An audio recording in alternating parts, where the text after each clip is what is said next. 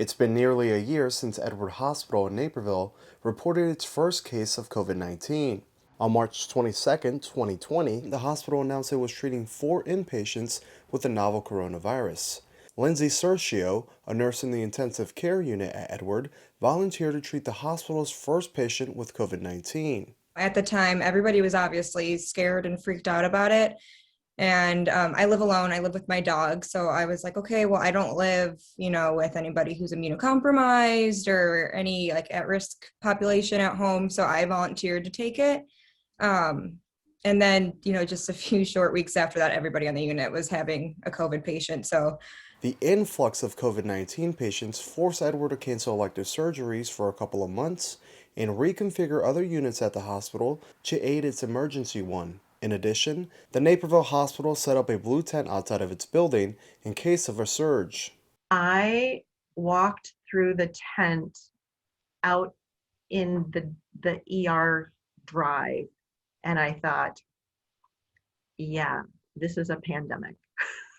Anderson says she's seen potential pandemics like SARS, MERS, and the avian influenza, but nothing compares to the scale of COVID-19. She admits in the beginning the hospital wasn't prepared for the pandemic due to the shortage of personal protective equipment, but says Edward never ran out of PPE or put its staff in a compromising situation. We had to be really creative and do all kinds of things to think outside the box and use and reuse personal protective equipment in ways that we had never been taught as healthcare workers.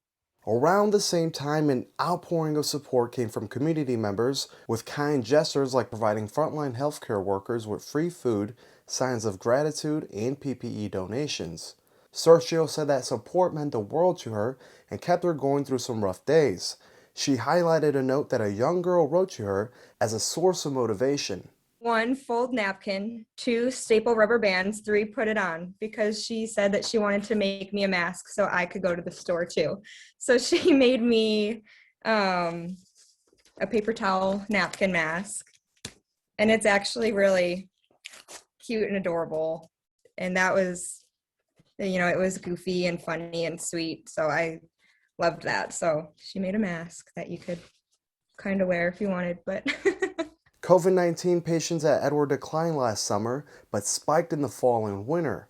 In November, Edward was treating its highest amount of coronavirus patients at 97. But the second time around, it was like it hit harder and the virus was stronger, as you can anticipate with a second wave.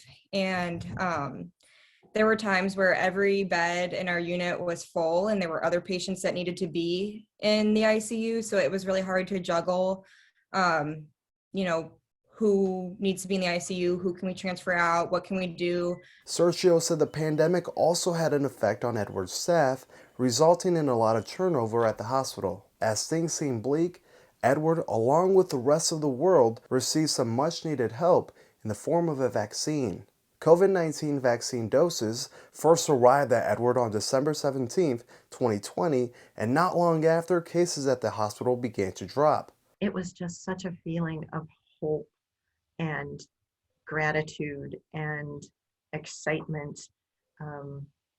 And I think it really has made a huge difference for us and for our community. At the time of this recording, Edward is currently treating 20 confirmed cases of COVID-19. Though vaccine rollouts haven't been ideal, Anderson asked community members to stay patient as we near the finish line. If you are waiting for your vaccine, please wait patiently, but keep trying because it will be available. And as soon as we can get it to you, we want to do that. Through it all, Anderson and Cerchio said they've learned a lot over the last year as they played a personal part in this historic pandemic. Any of our frontline workers that you have the opportunity to talk to, I think, have a phenomenal story to tell, and a story that they will probably recount for many, many years, maybe for their entire rest of their lifetime, to future generations of healthcare workers, and to their children and their grandchildren. For Naperville News 17, I'm Christian Canizal.